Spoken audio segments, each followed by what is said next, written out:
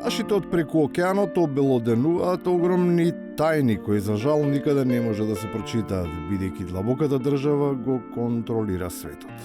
Предупредувањата мора да бидат земени предвид. Се заканува огромен бран мигранти.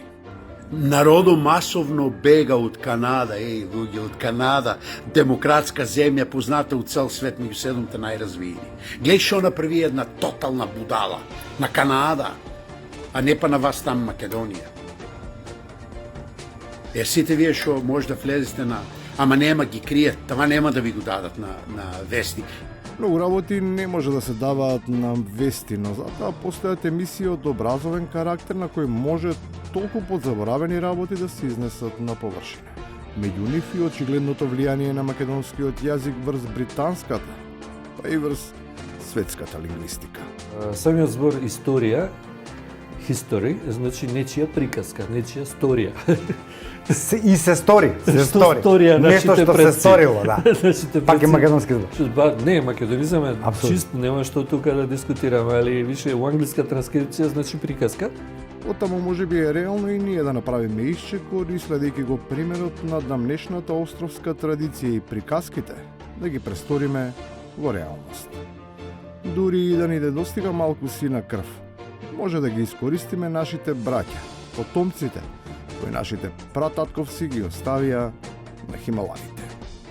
Не ли е време, ако возобновивме предоцна црква, да возобновиме и монархија?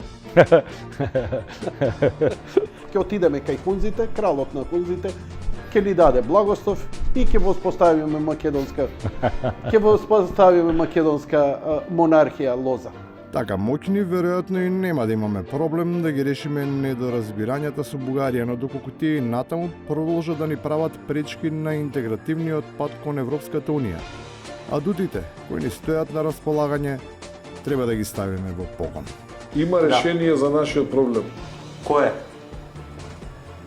Не гласаме за влез на Финска и Шведска во НАТО, ако не ни се реши проблемот со Бугарија. Безусловно. Доколку и во таква ситуација нема разбирачка, тогаш е реално да кажеме крај, без оглед што тоа ќе предизвика промена на имињата на некои од емисиите, кои биле побудени од таа желба да се биде во друштво на кое изгледа не му се припаѓа.